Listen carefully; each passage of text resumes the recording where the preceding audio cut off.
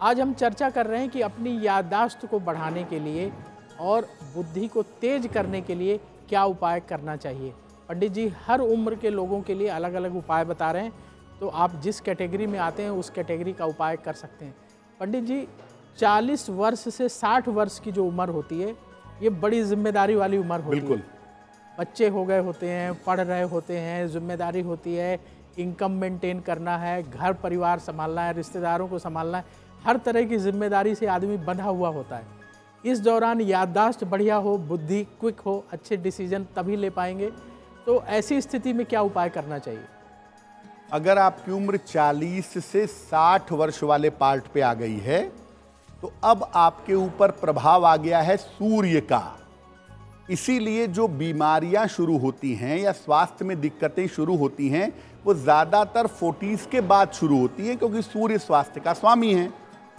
अगर आपकी उम्र 40 से 60 वर्ष के बीच की है, तो आपकी याददाश्त बेहतर रहे, आपकी बुद्धि बेहतर रहे, क्या करेंगे?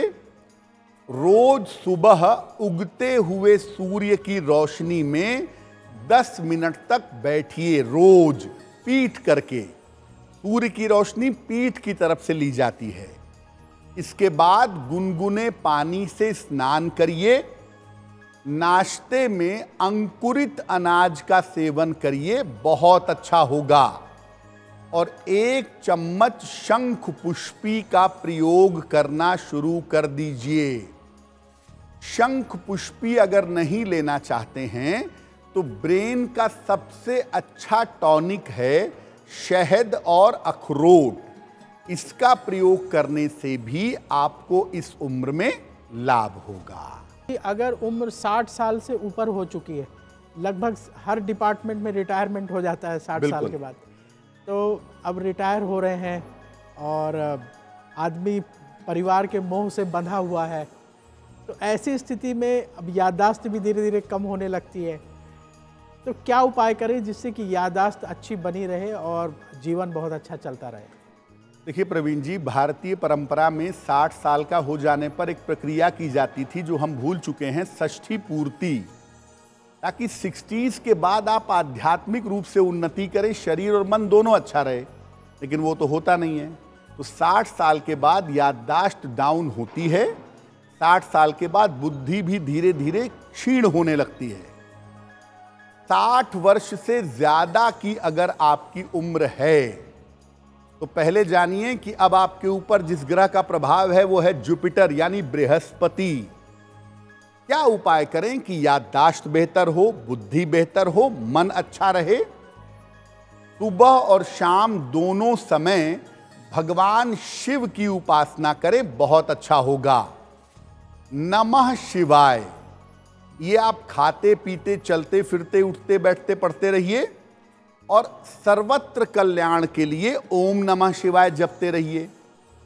भगवान को पूरी तरह से साष्टांग प्रणाम करिए। जब आप पूजा करते हैं, सुबह शाम दोनों समय पूरी तरह सर झुका करके।